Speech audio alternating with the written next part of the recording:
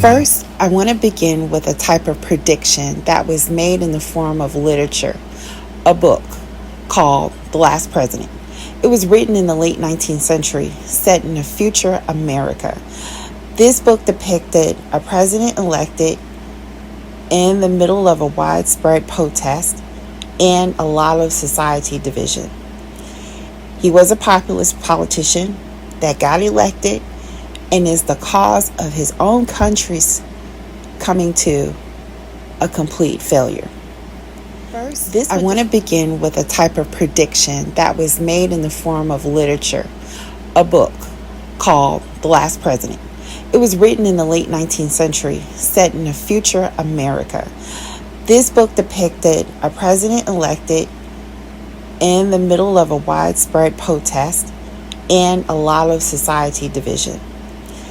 He was a populist politician that got elected and is the cause of his own country's coming to a complete failure.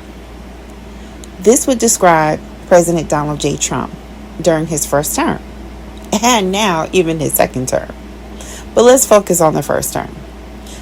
There was also many predictions in this book that were made about him being president back in the 19th century by this writer. Now, this would describe President Donald Trump during his first term. But there were also many other predictions that were made about him being president. Let's bring on Marina Abramovic. She's an artist, and if you're not familiar with her, you have definitely been living under a rock on purpose, because this woman is very unusual in how she moves in the world, and she is extremely dark. She's an artist that is very much into the occult and practices something called satanic spirit cooking. In Lapland, there is a group of the shamans there who do something called collective dreaming. They will go together in seclusion and do the rituals with, eating very little food and being in a solitude for a long time. And they will go and dream the dreams. And the dream have to be collective, same dream. So coming out of this dream, once of the shaman told me that actually the best thing happened in this planet right now is the Trump to be the president. I said, how is this possible? Is the best thing to happen? He said, yes, because he's so irrational, he's so crazy. That's actually create that awakening, that we finally wake up.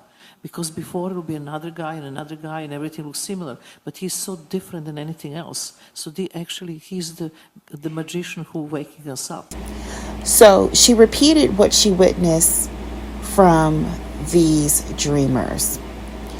And we're now on the second term of Donald Trump. Marina is also close friends with another occult member, and that's Michelle Lamey. That's all that I'm going to say about her, because I need to do another doc on her and how she has influenced Hollywood, fashion, and the music industry, along with Abramovic. One word: real satanic witches. Moving along, getting back to Trump. He was always going to be the one. And another predicting source came from Bashar. Well, Bashar is a type of entity, or what a person by the name of Daryl Anka refers to as an alien that has used his body as a host. This man claims that an alien life form has selected him as a host and gives warnings and supposedly predictions. In my opinion, I think that is satanic. Well, his alien or demon advised an audience before the 2024 election occurred on who would be elected and what Donald Trump's purpose would be if he is elected. destruction of a country that leads to chaos and essentially World War III. Speaking, we are not really allowed to comment deeply on your politics. But since things are changing somewhat in the near future, I am allowed to give you some very general specifics about the election in the United States. However, there must be caveats with this, since we are normally not allowed to comment on such things. There are certain things we can say, but if we say them, because it is your world, are you willing to take responsibility for the responses of your population to what we are about to say? And before you answer, think carefully about what that means. Are you willing to take responsibility for what we are about to say? Be sure the answer is yes. Yes. All right. This is what we are allowed to say. The female will lead to open contact. The male will lead to the termination of the United States and World War III.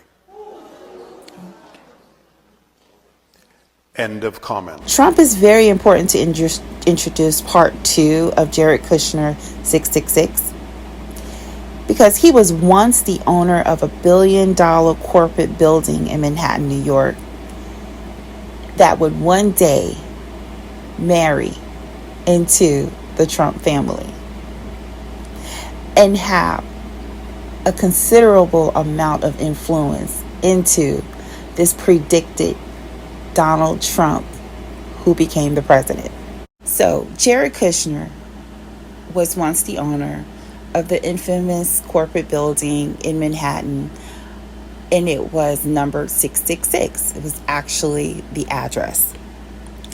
The Orthodox Jewish husband to the president's daughter has been able to forge a pathway to a future none of us would have ever suspected in the beginning of Trump's first term. Kushner is the grandson of Holocaust survivors of Ashkenazi descent. His father, who now serves as a prime minister under the second term of Trump's administration, was once described by former Governor Chris Christie as being the most despicable persons he had ever had to face in his former career as a district attorney.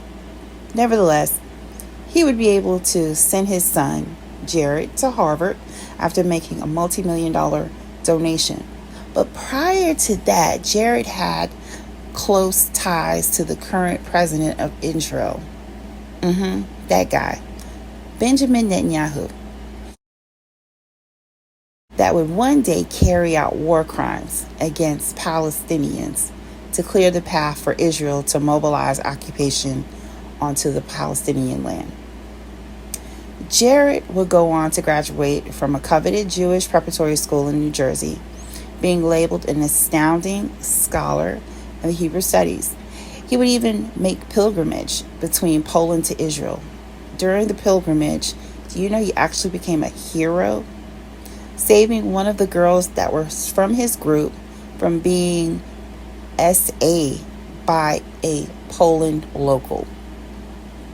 Who would have ever thought that this young man would be the one to broker a historic agreement in the ancient lands of Israel between Arab nations and that city of David, right?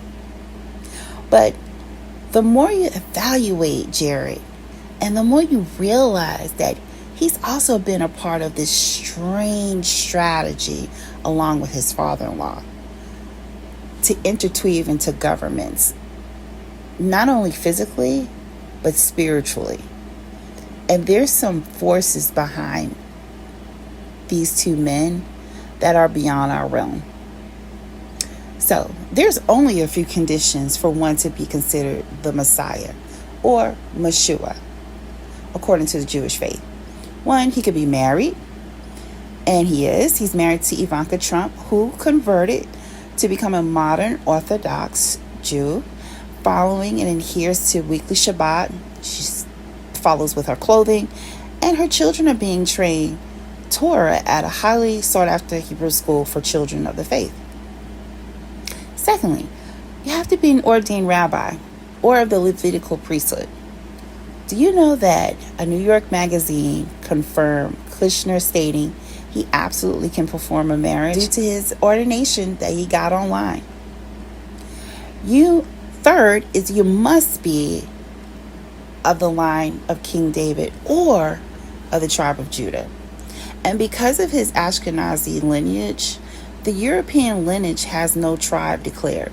However, due to the science of DNA, it's been heavily assured that this sect of European Jews can mainly trace their lines back to the tribe of Judah. Funny, because this is also the same line that Jesus Christ was born from, and it also derived from the house of David. 4, you must be committed to Torah law. And by now, Kushner's been pretty reputable in his marriage and laws attaining to the Torah from what we can see. 5, political influence. Charismatic leader who can unite the Jewish people and establish a just and thriving Jewish society. Well, Kushner is also treated like a prime minister in Israel. And when he stays for business or leisure, he's treated as such. And the Abraham Accord has cemented his status in political leadership. 6, must be a charismatic leader who can unite the Jewish people and establish a just and thriving Jewish society. Do you know that he orchestrated and leads something called the Peace Institute? He's also brokered land deals in Israel as a real estate investor for himself and Donald Trump. Now, how easy could it be for him to usher in the so-called prophesied city of David and the covenant golden dome there, the jewel of that region? 7, the Messiah is not a deity. Their Messiah is only a man that is divinely selected by their God, born of a regular human woman, not of a virgin, and no miracles are required by him. Now, those are the 7 most important things. But the one thing that really drives all of these factors is that of the late Menachem Mendel Schneerson, or affectionately called Rebbe. He was a rabbi. He was a man that Jared and Ivanka visited his grave right before her father won his first presidential election. Okay, let's break it down. So, Menachem Mendel Schneerson, also known as the Ohel, in his town of Queens, New York. Also, with many sitting United States presidents, he has had much influence, from Jimmy Carter to President Trump. He, too, was regarded as the peace broker and was very charismatic, influential in governments and political dealings. He was at one time speculated to be that prophesied Messiah. But do you know what he said and was so adamant about, to where he said it as if he had been given a type of cheat sheet? He said that the one is here.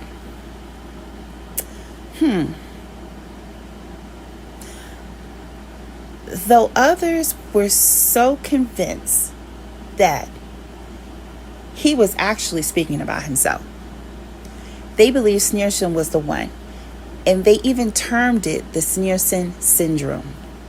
There were posters put up everywhere acknowledging that he may be that one they had been waiting for. And this is called a sect called the Shabbat. And the Kushners had been very generous contributors to those efforts of the Shabbat. This group even has ties between Trump and Vladimir Putin of Russia. They thought he was the one, so much so that a news reporter even speculated and asked him. And when the journalist asked him, Rabbi Schneerson said, "I am not." So when Schneerson died, he left no successor. But the rabbi would repeat this until his death. The Messiah was already here on earth among us.